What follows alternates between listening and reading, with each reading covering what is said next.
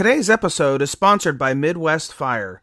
For more than 20 years, Midwest Fire has been manufacturing high-quality tankers, tanker pumpers, and fire rescue vehicles in the United States and Canada. Keeping firefighters safe while enhancing their capabilities is what they do best. To learn more, go to MidwestFire.com.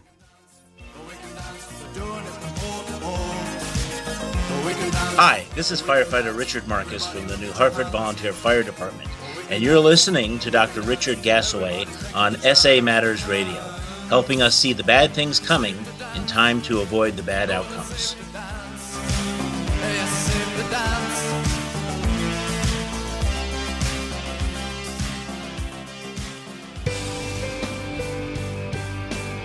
Welcome to episode 36 of Situational Awareness Matters radio show.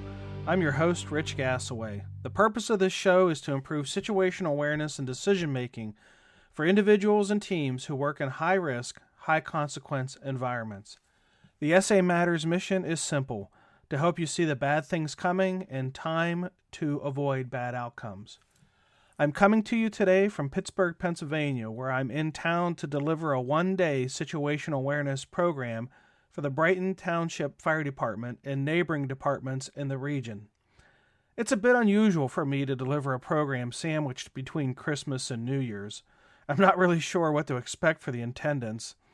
The way I see it is there's either going to be very few people in the room because they're spending the holidays with their family, or the room is going to be packed because they're trying to get away from their families. So we'll see how that goes, and I'll report back in the newsletter at the end of the month and let you know how that turned out. No matter what the turnout, we're going to give them a great program on situational awareness barriers that kill first responders. If you're interested in joining the SA Matters community, you can go to samatters.com and click on the red box on the right side of the homepage that says SA Matters Membership. I've added some enticements for new members joining, so there's a couple good reasons to sign up. Reason 1, it's free, and you can't beat free. Reason 2, you get a special report I've created called 25 Best Practices for Improving First Responder Safety. Reason 3, you get a monthly newsletter from me that shares situational awareness lessons. And reason 4, in celebration of the 3-year anniversary of the launch of SA Matters, I'm going to be sending out some free video mini-courses that focuses on how the brain learns and how we train first responders to fail. I'll also be sharing some best practices about how to fix the problems. You want to make sure that support at richgassaway.com is on your safe senders list. That's support at richgassaway.com. Otherwise, the emails with the video link may go to your junk folder. And based on the live programs that I've done on this topic and the feedback that I've received, I think you're going to want to watch these videos and share them with others. So be watching your inbox. They'll be coming out soon. If you're not a member yet, head over to the website and sign up today. It's completely free, and like I said, you'll receive that monthly newsletter that addresses situational awareness issues.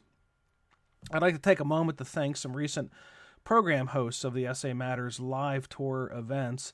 These events couldn't be possible without the commitment and support of our program hosts. Recently completed were the Carrboro Fire Department program in Carrboro, North Carolina, the Matthews Fire Department program in Matthews, North Carolina, and the Cook County Department of Homeland Security and Emergency Management programs, which were hosted by Glenview Fire Department in Illinois, Cicero Fire Department in Illinois, and Blue Island Fire Department in Illinois.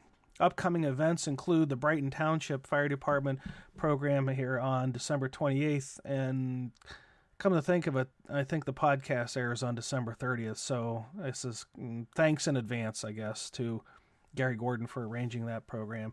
January 14th, I'll be doing a situational awareness program for Maple Grove Fire Department in Minnesota. January 16th, the Arvada Fire Department in Arvada, Colorado, situational awareness program. January 20th, a situational awareness program for Castle Rock Fire Department in Castle Rock, Colorado. January 23rd, situational awareness program for the Minnesota Rural Electric Association, a program for electric line workers. January 26th and 27th, I'll be presenting at Firehouse World in San Diego. And January 31st, a program for the Wisconsin Indian Head Technical College. The list of program dates and venues are on the SA Matters website. Just click on the Programs and Keynotes tab and then the Events Schedule tab. Check back often because there are frequent updates and new programs are always being added. And here's hoping that there'll be a program near you and we can meet up. And if you're interested in hosting a program for your department or association, just click on the Contact Us link on the SA Matters homepage. Okay, let's get into part 2 of my interview with Winnipeg firefighter Lionel Crowther. If you missed last week's episode, number 35, you're definitely going to want to go back and listen to it. It sets up the lessons learned in our discussions about how this incident impacted his family. February 4th, 2007 is the day that changed the lives of Lionel and Joanna Crowther forever. A firefighter with the Winnipeg, Manitoba Fire Department, Lionel was off duty when he got called in for an overtime shift. Early into his shift, his company, Engine 101, was dispatched to a reported residential dwelling fire. Within minutes of responding to the call, a flashover occurred. Flames engulfed the entire house, trapping several firefighters on the second floor. Lionel managed to escape by jumping out the second-story window. When the smoke cleared and the flames were extinguished, 2 captains had been killed, and 4 firefighters, including Lionel, were severely burned. Some of the takeaways from this 2-part interview include: department members received RIT training, but they were not trained on when and how to call a mayday, a missing component that would prove critical in the outcome of this incident. The importance of being a student of every fire.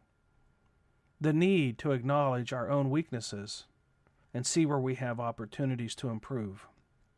The importance of not judging others, regardless of their opinions. The value of learning from line-of-duty death reports and near-miss reports. How many little mistakes can add up and lead to catastrophe. How brain function changes under stress, and how our apparent common sense will be non-existent. The impact of tragedy on family members. And tragic outcomes can happen to any of us. Any of us. Let's listen in as Lionel shares his lessons learned and the impact this incident had on his family. Lionel, I know you've had a lot of time to reflect on this incident, as well as the department has too. What are some of the things you learned from this? One of the biggest impacts I had from the incident was that it can happen. Because I know many of us never thought something like this could happen at our department. You hear it all over the North America, different incidents or different cities or big cities. And we never thought it could because it never did happen. Like, we had so many near misses that you sort of can joke about and, oh, look at that guy, jumped out the window, got blown back. And you can sort of use the black humor in the fire service to get through it. But you don't put yourself in the situation realizing how close you came because you don't know the outcome when it does go bad. And it finally did happen. Previous to this, had you guys had significant close calls? Maybe without, these kind of outcomes, but had you had close calls before? Yeah, a few close calls, but nothing really, nothing with major injuries. Like some guy got blown back, or we had a backdraft in 2000, and then we had a flashover in 93 when 2 fires bailed out a second story. But we received injuries, but were able to get back on the job. Mm-hmm. Nothing was compared to losing those 2 firefighters. Like, we didn't have anything that we could reference to, or nothing that could say, oh yeah, remember this. Because we didn't have anything. We didn't have a line of duty or a multiple line of duty in over 85 years. So this hit us in many different directions. Not only what the incident outcome was, but how come it happened? Like, how did this happen to us that we thought, okay, well, we were an aggressive fire department. We used the terms fire attack and fast attack, all these things, and it never went bad. Usually you could lose a few, but you never got hurt. No one everybody went home. And that's what really stuck with me was, what did we do, or what can we do to prevent this? And that's what really changed my career right there, I think. It wasn't just the injuries or the, because I ended up with a 70% burn with 30% or 20% was third degree that needed grafting. So I was off for about 10 months. And I had a lot of time to think of what I needed to do to get back on, and what kind of department, when am I going to go back to? Because I knew it was affecting not just me, it was affecting most of the members on the department, not just those that were injured or on scene, but those that thought it could have been them, because all it was an overtime call-in. The member that was just before me in seniority had to turn down the call because he was already at a Super Bowl party. And he kept thinking, that could have been me. Would I have made it? All those things were going through his head because it should have been him. But because he was already drinking, he didn't go in. So those things really resonated with the fact of, you hear it all the time of, it doesn't happen here, or those things don't happen here, or that's a big city fire, is really untrue now. Because you're seeing all these incidences happening all over North America. And it doesn't have to be a full-time department. It could be a volunteer department. It could be a big house. It could be a small 600-square-foot house. These things are happening. And that's what fueled basically where I am today, of what can we do to start preventing these things before they happen instead of being just reactionary to them. And what has that led to? What are some of the preventative things that your department is doing now? Our department is still working through it, actually. Like, we're still trying to get back or get to an operational level that is starting to be prevention instead of reactionary. Like, they created EOPs. There's a lot of paperwork that was created over this incident. But what's needed, though, is that training for failure, the training so you can pre-plan these incidents when they go bad, instead of lining up to a scenario or you already know it because the guys told you about it from the week before. So you know you're going to drop a hydrant, you're going to lay a line to a hydrant, you're going to have a victim on the second floor, you have to go extricate, you have to lay a line, the hydrant runs perfectly, the pump smoothly pumps water, the lines don't kink, no lines burn through, and you get the victim and you're done the scenario. We need to start pre-planning these things, and we're not there yet. Like, we're starting mayday training now. Like, we're doing mayday training in conjunction with our escape system. We use the Petzl EXO escape system, so we're doing that in conjunction with our mayday training. But it has to be at all levels. Like, it can't be just the firefighters and the captains on scene. It has to be to the district chief's level. It has to be platoon chief's level. It has to be to dispatch. Because when something goes wrong, it's not just that one sector or one section that's going to deal with it. It's going to be the whole department that actually responds. It's dispatch. It's your first in trucks. It's your backup truck. It's your officers. How are they going to react to a mayday? Because if you don't simulate it, if you don't practice it, it's not going to, like I said, it didn't magically come to me to put out a mayday. Mm-hmm. I had never said the word mayday on the fire scene. And that is definitely not what was running through my mind when I was in trouble. Mm-hmm. All that was running through my mind was, I got to get a window. Because that's all I was thinking. Because I'd never pre-planned that this would happen to me. In 2007, or even the summer before in 2006, we had done a lot of great RIT training, and it was amazing because it was practical skills. We're hands-on. We were doing it. And we were pre-planned how to extricate a firefighter, but we never pre-planned being that firefighter that was in trouble. Can you see now, after the fact, the missing component of that training? And I think I can see because I was that guy. Mm-hmm. I can see that component now, and I can feel the component that we're missing, and I can see it in the scenarios. Mm-hmm. Because I lived it, and I felt helpless, and I felt like we should have been doing more. And I still feel that way. Now, you said that that you're, as some of these things you need to change, you're just now getting to where you're doing some of those things. And I know there's going to be a listener out there thinking, so I'm just going to say what I know they're going to be thinking. It's been 7 years.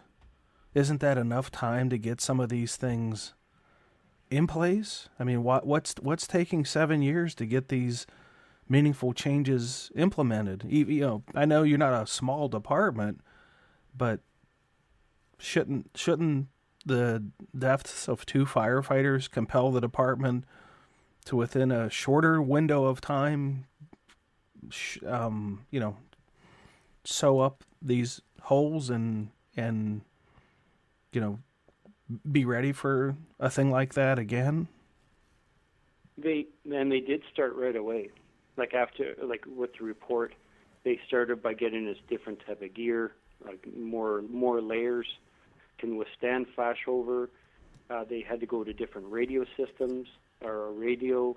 Of course, those EOPs were created, but nothing was directly changed on the I guess with how we were training. They started doing a different type of incident command system, which is great for the incident commanders, like the officers and the chief officers.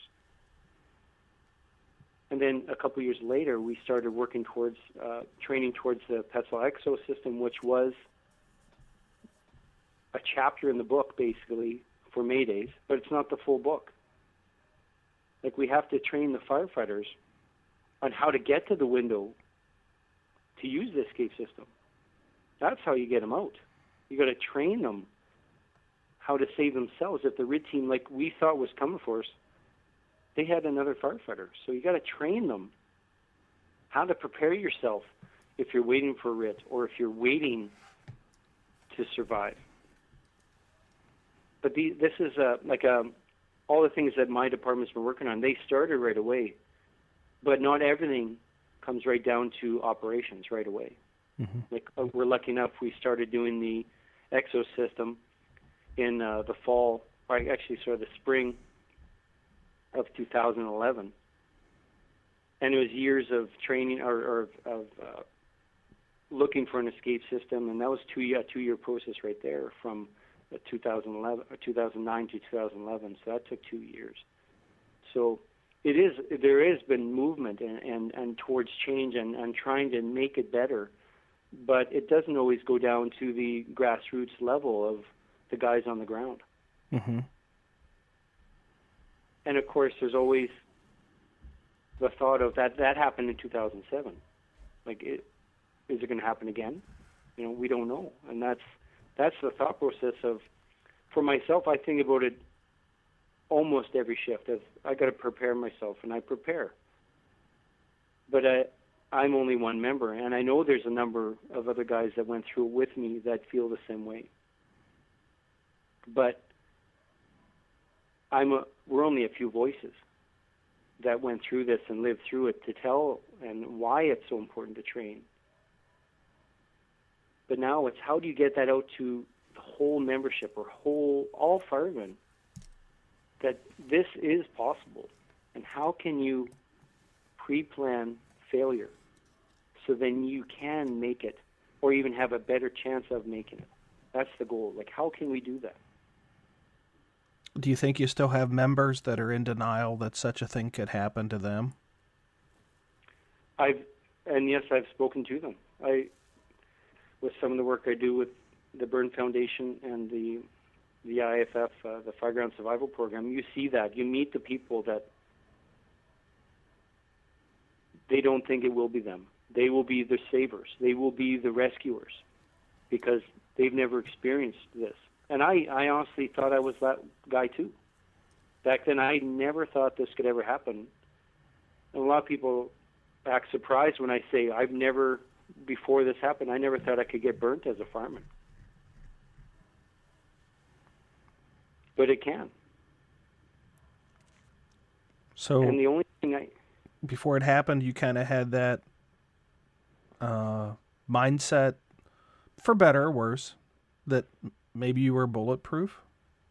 Exactly, and the gear made me feel that way.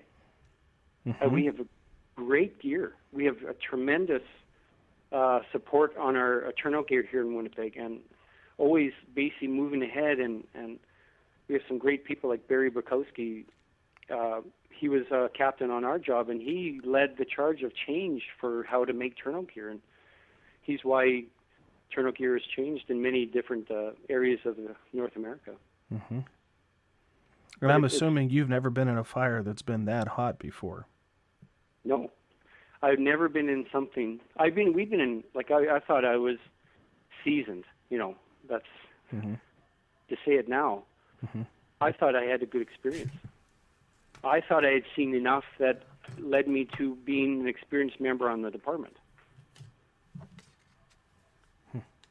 But now, with the training I've done since, it's like I'm a student every time I go to another fire, because you're learning something different. You can apply certain things to a fire, but not every fire is a cookie cutter.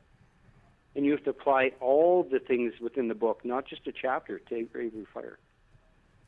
You have to keep looking at it like you do with the reading smoke, with the conditions constantly being monitored.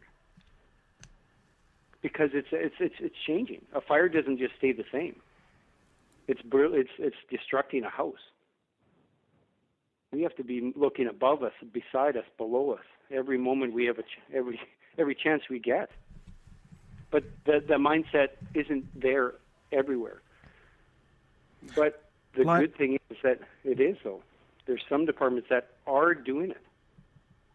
What do you say to a firefighter? And I'm guessing that you've got some of these on your department and you run into them at other places. What do you say to that firefighter that, 5 minutes into the conversation with them, you sense they think they're bulletproof? First, I have to take a breath to not get too personally involved with it. Does it make you angry? Yeah. Yeah, to be honest, it does, because I found my weakness at that fire, and I've continued to use that weakness to get to where I am now. And I think our weaknesses make us better because we know we have to improve. And I am still learning. Like, there's so much that I don't know yet about the science of fire and how we are supposed to be reacting with the fire. But when I talk to someone that knows almost everything about it, I've learned to listen to them instead of banter back and forth with them. And hopefully by the end of our conversations, they might get a glimpse of that maybe we all need to learn a little bit more. And that I'll admit right away, I definitely don't know everything about it. Even on an incident that I was involved in, I still don't understand all of it. But it's the choice of learning from it. All these incidents, we can open up how many NIOSH reports a month that we could be looking at, that we can learn from so that it doesn't happen again. Because there is some repetition, as you know, Rich, like from the thousands of ones that you've read, mm-hmm. There's a pattern, right? Oh, definitely. Now, Lionel, before this incident in 2007, were you a student of the line of duty death reports, or was that something that you took up after this incident happened to you? Yeah, I took up after, because in Canada we don't have NIOSH reports. We just but you have access to them. Yeah, exactly. Yeah, we did, and I never felt the need. I never thought, why would I need to learn from some other mistakes? and what did you learn once you started immersing yourself into these reports? That it's all viable information. That they're, like you said, they're like when you speak about Rich, there's a pattern to these things, and it may be a different department or a different size department, but it's the same things that are happening that are causing these things to happen. Oh yeah. Yeah, and it's a relatively small list. And that's I'm not sure if it's scary or amazing. You know, it's a little bit of both. Because these are the same things that keep happening time and time again. But now you can see you can see the change coming. I'm sure you see it. There's this wave of the new breed of firefighters that want to learn the science behind this, and that we can prevent these failures. And that's what's I get so excited about this stuff, because it's showing change. It's showing that we can learn from what's happened, and that all these deaths from these really amazing firemen, like I knew Captain Lessard more than Captain Nichols, and the pride that came from this job and the pride he showed should not go in vain. Because these things happened to him doesn't mean that it was his whole career. No, he was an amazing captain. Like, he was an honorable man, and his wife and his children and all those things that should be able to celebrate his career should still be able to celebrate his career, not because of this one incident, not lose that, all that's because of this one incident. But we that are left here should be the ones that carry it forward and say, no, we've learned from what happened there, and we're going to carry on for what Captain Lessard and what Captain Nichols lost. We're not going to let their lives and their careers go in vain because of we're not going to learn from them. I think that's what the goal, or the whole reason some of us made through these incidents, firemen all over, is that we have to be able to tell the story so that others don't go through it again.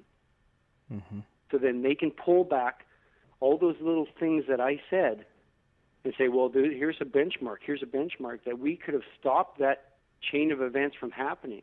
Because it wasn't one big drastic mistake. It was a bunch of little things that happened that we could have stopped that chain from happening, and everything would have been different.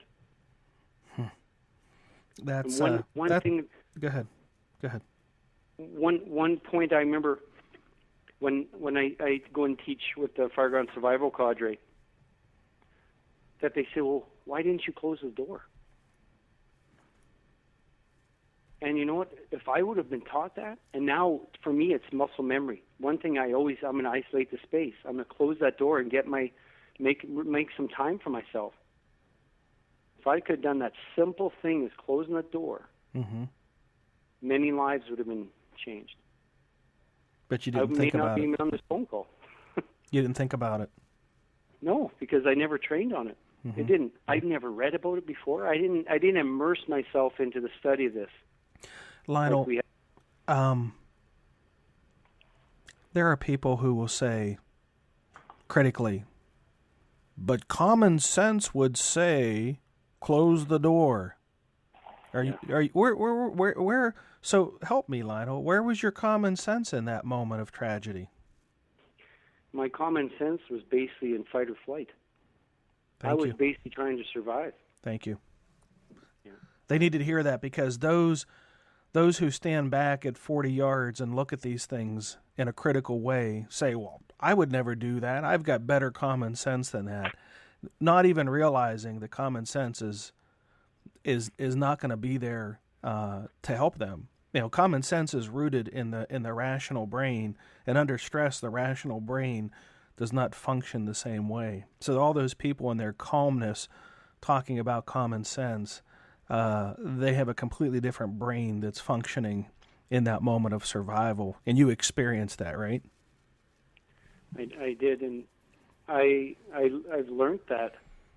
Like you said, when someone says common sense, that I had a radio, same thing. I had a radio, and the last thing on my mind was stopping. Because as we trained, we would stop to go on the air.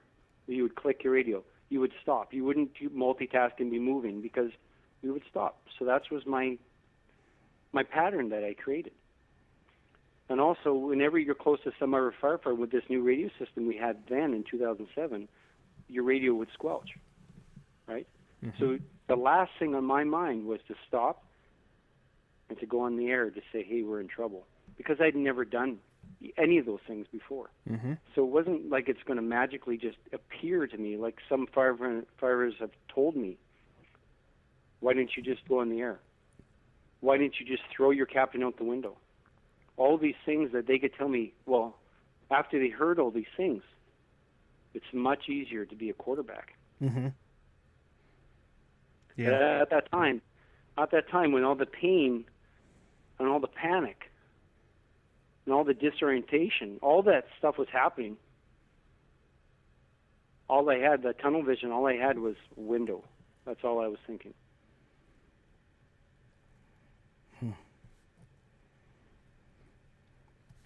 So if out there is somebody who is embracing doing it smarter, doing it safer, training on some of the things that you're training on now, and there are among them their critics, the stodgy, I don't want to say traditionalists, because I'm not against tradition, but people who just will not see that there are safer ways to do it. They're stuck in that one-mindedness of, well, that's how we did it in the 70s and that's how we're going to do it today. And you've got that young person who's trying to break out and try to be a smart thinking firefighter. What encouragement could you give to that person who's trying to do it differently, but they're being held down or suppressed or pushed back or beat up by somebody who's just not buying it?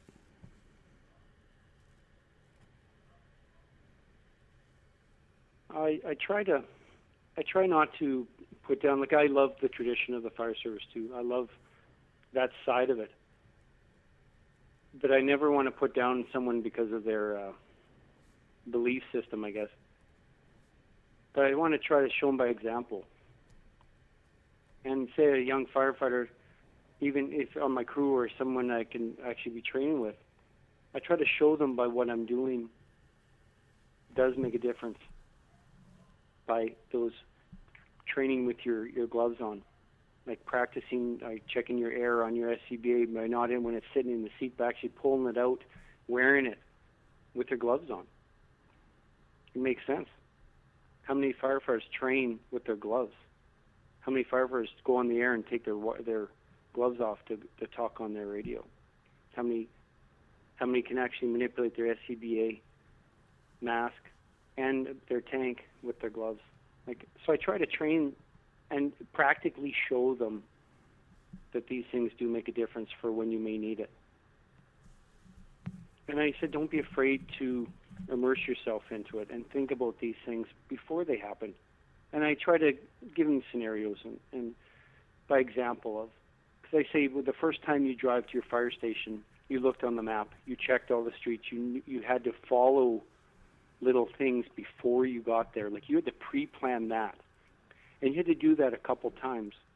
But then all of a sudden it became routine, right?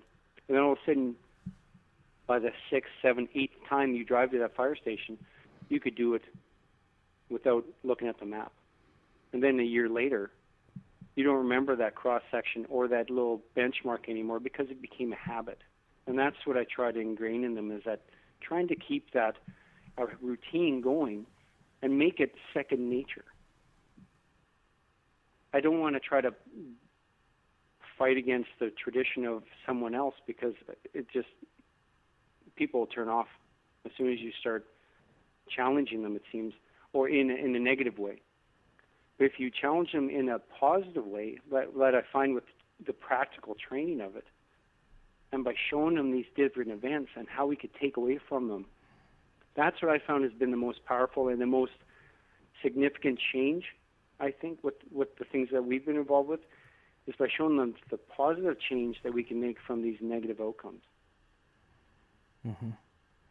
Now you're now a master instructor for the IAFF Fireground Survival Program. So you're traveling around and you're teaching this program. Why would somebody want to attend this, and what would they learn? I think it puts everything into like a package of how to prepare yourself for your worst day. And it's not just the mental side. It's not just or practical. It's a combination of both in a controlled setting. So then you can challenge yourself and ramp it up when you need to. So when you can put yourself in that, you can't. Of course, you can't simulate the heat or the pain or the fight or flight, but you can come close in a safe setting, because that's what the goal of the instructor is to be the mentor while the person is blacked out, or in that little setting of being in a smoke-filled area, to have someone there that's going to be able to guide them. And that's why I think I love it so much, is because I'm able to take some of those things that have happened to us and all those negative things that happened in our incident, and actually spin it into a positive, because now you can take them and say, I understand what you're going through in this situation. I understand that you're frustrated, that you don't have the dexterity in your hands right now because your blood's being shunt out your extremities to your core because you're going into that fight or flight. And I think one of the most powerful parts of being a master instructor is that I can say to them, I understand, because I've been there. And now we can take them back and try to learn from it. Mm-hmm. How many of these classes have you taught? I'm at 18 classes now, mm-hmm. Raynors. Yeah. And it's, I think it's probably one of the best things mentally and physically I ever could have done. Been kind of like therapy for you? It is. It really is, because when they look up at you and they actually, I was just in a class in Seattle, and one of the members talked to me after about it, and he said about how humbling it is to hear that story about this incident, and how we're still looking for knowledge or looking to learn from it. It means a lot, because I don't tell the story to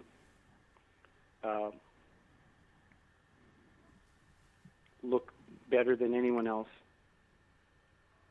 I tell the story because there's things I needed to change and I wish I could have. And the only way I can do it is by immersing myself, like you said, into the study of this. And I think I owe it to, not just for Harold and Tom, but to their families, and my family alone too. I still have to go to work. And I don't want this to happen to my family again. Because my boys are older now, but they still went through it, and it changed them in ways that I wish I could have prevented. But if I don't actively try to change how I would react in that fire again, then I don't know if I should be on the line anymore. Because of what it did to my wife, my boys, my extended family, I don't want to do that again to them. Can you talk a little bit about that? Yeah. My at the time, my boys were, Noah was 4 and Nathan was 2. So Nathan really doesn't remember much, but it had a devastating effect on Noah. He was only 4. He was in preschool then. But he was my sidekick. Like, we went everywhere together, my boys. Like, Joanna went back to work after her maternity leave. So I was home with the boys all the time. And not being able to, for myself, not being able to be a dad again, like, that's how it felt. Because I couldn't move. I didn't know what I was going to be able to do at those first few days and weeks. I had possibly a couple fingers that were going to be amputated because of the burns. It had a devastating effect on the person I thought I was, because I didn't know who I was going to be after this. And Noah didn't get to see me. My boys couldn't see me for 12 days, and they didn't understand. He was only 4. He couldn't understand what was happening and why he couldn't see Dad. And then when he finally did, he couldn't touch me. He couldn't. I couldn't hug him. I wasn't the same person that had gone to work that night. So now, 7 years later, our son is now growing into this young man that is now starting to be able to go to the basement by himself. Because he was left alone. Like, he was at my in-laws. My mother-in-law was taking care of him, and Joanna was at my side 24/7. We'd go home for an hour to change and shower, see the kids for a bit, and drive back to the hospital with them crying in the driveway. These things had a devastating effect on my wife and my boys that I never saw because I was being taken care of. Like, I had amazing care in our bird center. I had nonstop visitation. All the firemen, all the crews, their families would come. But Joanna, my wife, would be there, and she felt like she had to be the hostess. She wasn't being taken care of because no one knew what to do for her. Mm-hmm. And she didn't know how to react either. She didn't know how to accept the help either because everyone would say, well, if you need anything, just let us know. Yeah. And she didn't know what to expect. She didn't know what to do at home. I cooked. I paid the bills. All these things would happen, and now she was on her own. And those are the things that we really don't hear about these incidents of no matter what Joanna and I did, we tried so hard to keep this call from coming home. We do. Every other call we have at work, we can keep 99% of them at work. But it's just that one, though. The one that we identify or one that changes us, it comes home. And how do we deal with those things? We didn't know. There's no guidebook that says, okay, now, here's your GOG for when you get hurt and you don't know if you're going to be able to work again. There's nothing for us to help us through that stage. But now there is. Now we've been working towards peer support, which is probably the most invaluable things we've ever had in my mind, that we have had personally. That's changed our lives to get us to where we are today. I didn't meet another burn survivor fireman that had 2 line-of-duty deaths with his incident for 2 years. It felt like I was on my own, like I was just treading water. Basically made it back to work. All those things happened, but I still didn't get those answers of how did the crews feel when I was working with them? What were they saying when I was out of the room? How was I going to react when it happened again? All those things. And finally, I met Oscar Barrera. He was a captain in Stockton, California. And he went through a very similar incident where he was almost killed and his crew members were killed. And I finally met Oscar, and it's like a weight that was taken off.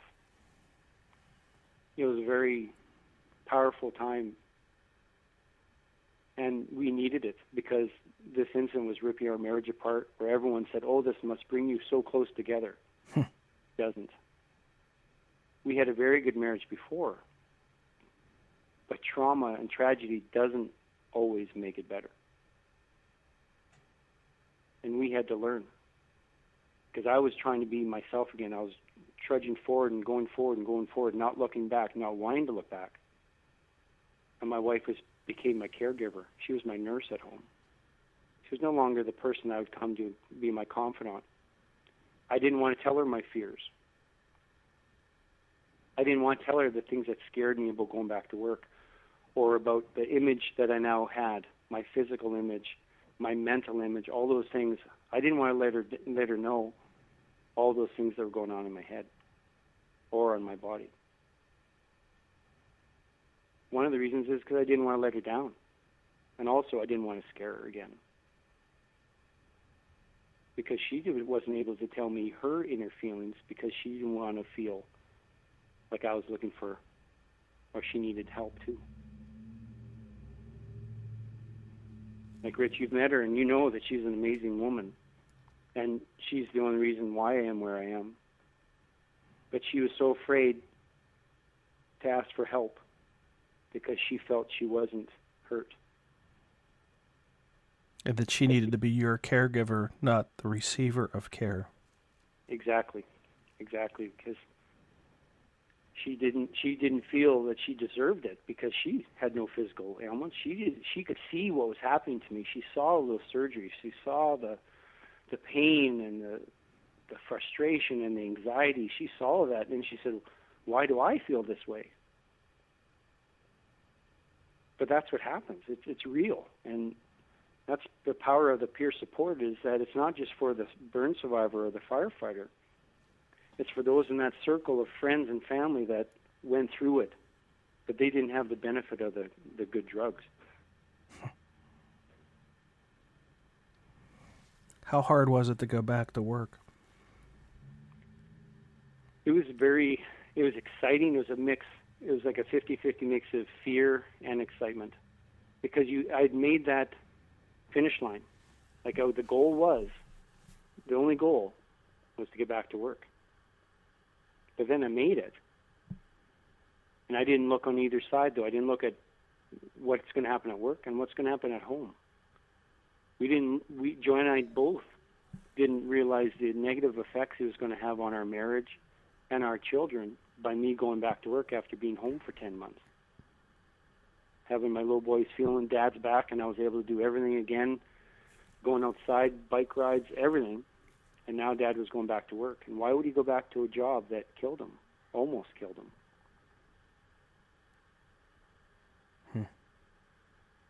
And then the calls would come, and the anxiety and the fear, and every single fire call was that fire again. And when's it going to happen? And it's basically a waiting game. When is it going to happen? All the training, all the preparation, all the things I've been doing for the last 7 years. It's not a question of if it's going to happen. It's a when. How we hard? Had to learn. Go ahead.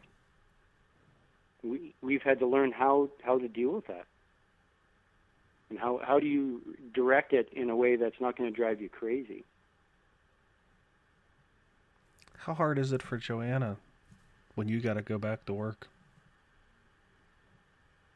I'm sure sometimes it's a relief. No, I meant that first shift. The first shift, yes. The first shift back. It was. She was. Now she'll admit she was scared too, because she didn't want to see that happen again, and because it became real. It became like the only thing that we thought about for a long time. That incident basically took over our life and defined it for some time. And it took a while for Joanna to be able to talk to me about her fears, and the same for me. It took me a while to be able to admit to Joanna that, no, I was still scared, that I had to still work through it. And we had to find coping mechanisms, and also a dialogue that we can have openly without it being too hard on each other. And that was only because we went to a trauma specialist. That's probably one of the main factors that saved our marriage, really. Not because we were fighting, it's because we were going in different directions. We had different healing paths. I was trying to be independent, and Joanna just wanted us to try to stay together.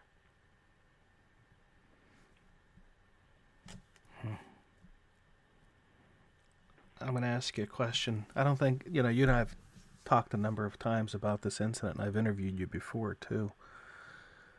Did you ever feel guilty that you lived?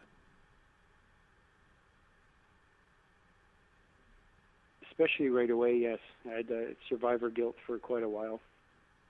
I questioned it, the why, like faith-wise, everything, especially when those days of pain and lack of mobility and fear of what was going to happen next. I often wondered what it would have been like if I hadn't made it. What would it have done to Joanna? Would it have been easier? Mm. And to go all this pain, and it felt like suffering at the time. It really made me realize how fortunate I was. To be able to see the things that Harold and Tom don't get to see. And I had to go through that.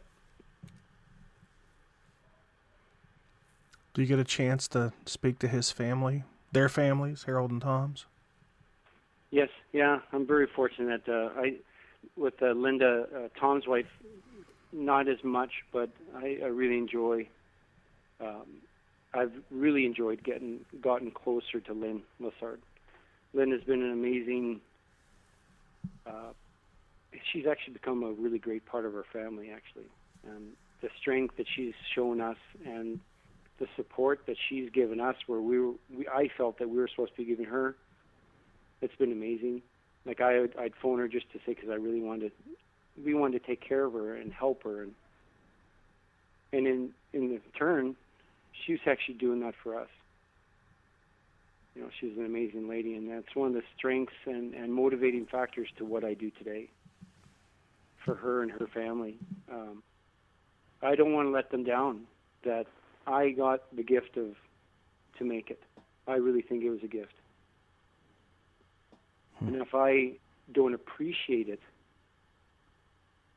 then I think I'm letting them down. Well, I don't think you're letting them down. Let's let the listeners in on a little bit of what you're doing now to try to share the message, because you're involved in a lot. So tell them what inspiration you have drawn from this and what you're doing to try to help make firefighters safer. We touched on a bit, like with the International Association of Firefighters, the Burn Foundation. Unfortunately, I'm the 13th district coordinator for the Burn Foundation, and I'm fortunate I get to work with not just burn survivors of children, but adults, but also, and mainly firefighters. I love being able to be a peer support to firemen that receive burn injuries or involved in the line of duty, just to be a friend when they need it. I'm definitely not an expert. I love being able to just be a friend on the other end of the line, on the phone, or when we can actually meet in person, just to let them know that there is hope at the end. I can't answer all their questions, but I definitely try to be there to listen. And with the Fireground Survival Program, it's a perfect blend for me, because the Burn Foundation and the Fireground Survival Program mix the two worlds of being a burn survivor and a fireman together. And the outlook and the forethought I get out of both helps me become a better fireman. And to a friend in other cities or other departments when they need it. It's the power of the cadre of the instructors that I work with is incredible. We draw from each other, and I have so many mentors in the fire service now that it's overwhelming at times, the positive effect such a negative thing has had on our family. I'm very fortunate. I'm a student of you, Rich. I really enjoy listening and learning from you and all the many friends that you have that I can listen to as well. And the peer support program, I think, is probably the strongest passion. It's just that unknown of where is your life going to go, and then a mix with that fireground survival that we can give them the tools. Now, what about your guidebook, Surviving Survival? Talk a little bit about that. That's a work in progress, for sure. Joanna and I were really hoping that we can try to help couples and families that go through this, like the manual that we don't have, like that GOG that helps you through those troubled areas. And we've been working with a number of other couples and firemen that have gone through similar burn injuries or near misses and line of duties, that we can create a book that can be a set of stories that they can draw from, that they can identify with, and that they're not the only ones, really. Because when something like this happens, you feel like you're the only one in your whole department. If you're the only one that's left, that you're the only one that's really out there, and you don't feel you can really talk to anyone. That's the goal, is to have this like a guidebook. It's just like a set of stories that we can use to pre-plan for those that either been through it and they need some resources, or those that haven't been through it that can prepare themselves for if it does.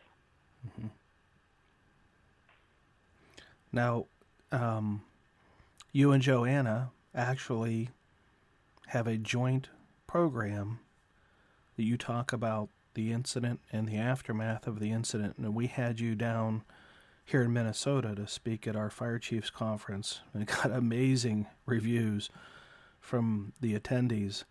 So if somebody wanted to hear the story that the two of you have gone through at a conference where they would bring both husbands and wives together, this is a joint thing, bring both partners together to hear this. Talk a little bit about what the two of you put together as a joint program. And when we've been very fortunate that people have actually wanted to hear this in this manner, because what it does is I explain, like I did about the incident, but at the same time, Joanna is with me, and we do it together, and it's a banter back and forth of my thought and my view and Joanna's view from home and as a spouse, all through the incident, not just the initial incident itself, but up to right now, like up to 7 years later, of how that incident basically rerouted and changed our lives, and how we had to combat it to have some control back and not let that incident dictate everything we do. So it's a very personal presentation. It talks about not just our marriage as a husband and wife, but how it affected our children, which is even harder for us to do because it was so real, and we're still actually going through it. It's not like you're back to work and everything is back to normal and you're fine. Becoming a firefighter burn survivor really educated us that this is an evolution we're going through, and we're just at one of the stages that we're at. And we really had to learn that it's actually taken two of us to get to where we are.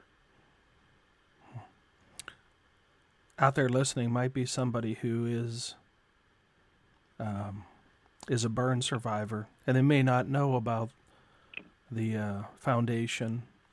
I know the foundation is IFF, so there may be some folks out there who are not IFF members, and I don't know if their services are available to those that aren't. But what are some of the places that people who are burn survivors could turn to get some support or help? With the IFF, one of the benefits and one of the things that we found that gave strength to this program is that we help all firefighters. Of course, with all the international, the locals, there's a lot of more contact or more accessibility, but all firemen, if they hear this, then we can help them in a way, because we've helped not just career firefighters, we've helped anyone that's on the line, and that's what sort of I really like that part of it. Mm-hmm. Also, there's the Phoenix Society. This is a society, an international society for burn survivors. It's outside the fire service, but they've really embraced us as firemen, and they've created a program for firefighters as burn survivors. And they are the experts in burn survivors and care. So they really helped us create this program, the peer support program. So if there is any needs, or if they just want to start the process and maybe go online, they can go to the Phoenix Society and look up firefighter peer support. And they'll find the videos that they can start looking at. And they'll see some of these people like myself or Oscar or many other firemen that our burn survivors that are involved in the program that act as peer supports that can reach out.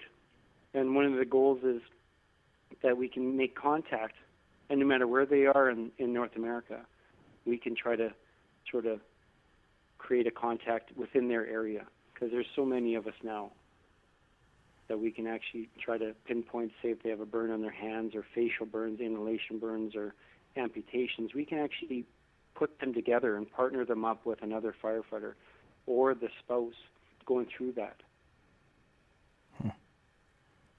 It's powerful. It's one of those motivating things that you make that connection, and you hear about the incident and you just hope that you can help them, and it's very powerful. And then I feel very fortunate that I'm allowed to be involved in it. The people at the Phoenix Society, Amy Acton and Pam Peterson, there's so many of them there. Tom Flam with the IFF and Phil Tamero, Oscar Barrera. There's so many. There's so many people that have made this to where it is, and we're fortunate that our General President, Harold Schiffsberger, has supported it.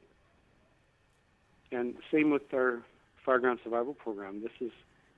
These are powerful things, tools for all firemen and their spouses. These are things that we all get to learn about and how to make the job better before it gets bad. These are all prevention measures that are accessible. It's just that we have to acknowledge the fact that we need to learn. What would you say in closing? Anything that we haven't covered that you or summary points that you'd want to share? I think we're pretty close. Okay. The one thing I really take away from listening to others, or even listening to myself sometimes, is it's an amazing job, but we do have to put the work in on it. It just doesn't happen anymore. It's not just easy as putting the hot or wet stuff on the hot stuff. It's changed, and we have to change too. And there's so many tools out there: the UL studies, the NIST studies, the NIOSH reports, situational awareness. All those things are there for us, but we have to get engaged again. We have to start to take the job back and say we need to learn just as much about the job, how it's changed, as it's changed. And I think it's time to get guys fired up. We have to get them proud again, proud of being a fireman, not just for the calendar or driving the truck. We have to get engaged to be a fireman, be a community leader, and that people can trust you by going in their house at their worst moment in their life, and they're going to know that you're going to do your best for them. That means that we have to be prepared on the other side before we leave the station, not as we're en route. We've got to spend the time, and the odd time, yeah, it is our off time, but we have to spend the time maybe reading that article or getting the gloves on at home and maybe playing around with our gear. Take the time before it happens, so then you are on your A game when they need it and when our crews need it. Mm-hmm. And when you look at, there's so much time, and what it takes is to maybe pick up that article or to read that blog or to get on that online course that educates you, so then you have the confidence to put those skills into action. Good stuff. Lionel, thank you so much for the gift of your time to talk with me about this incident. I know that every time you recount it, it probably brings back memories that are very painful to recall, and but your passion for sharing what happened and the lessons that you've learned and the things you've gone on to do after that, I think that the fire service will find great inspiration, and hopefully it'll help another firefighter that is listening to this will think of themselves as, I don't want to go through what he's been through. I don't want to put my family through it. I don't want to put my wife, I don't want to put my kids through it. The story was a good story, but I don't want it to ever be my story. Thank you for sharing that. Well, thank you, Rich, for being the leader that you are, and you've guided me to where I am today. So thank you for your mentorship. You're a great role model in our fire service. Well, thank you for that. Well, that's it. Episode 36 is complete. Thank you to Winnipeg firefighter Lionel Crowther for taking some time from your busy schedule to talk with me about this amazing close call experience that you had and the impact it had on your family. And thank you to your family for all the support that they've given, and your wife for continuing to share the lessons that she learned with others. Thank you to our listeners for sharing some of your valuable time with me today. I sincerely appreciate your support of the SA Matters mission. If you've experienced or witnessed a near miss or close call and would like to be interviewed on this show, visit samatters.com and click on the Contact Us link. Thank you in advance for sharing your lessons learned so others may live. If you like the show, please go to iTunes or Stitcher Radio and search for SA Matters Radio, and subscribe to the podcast and leave your feedback. If you like the show, I'd really appreciate you giving it a 5-star review as well. Not only will that motivate me to work harder for you, but it'll help others to find the show as well. If you've been inspired and you want to learn more about situational awareness, consider becoming an SA Matters community member. It's free, and like I said earlier, when you sign up, you get that free report that I've created, 25 Best Practices for Improving First Responder Safety, and you also get the videos that I want to be sending out soon as well on how we train for failure. To claim your free gift, head over to samatters.com, click on the red box on the right side of the home page. Be safe out there, and may the peace of the Lord and strong situational awareness be with you always. You've been listening to the Situational Awareness Matters radio show with Dr. Richard B. Gassaway. If you are interested in learning more about situational awareness, human factors, and decision-making under stress, visit samatters.com. If you are interested in booking Dr. Gassaway for an upcoming event, visit his personal website at richgassaway.com.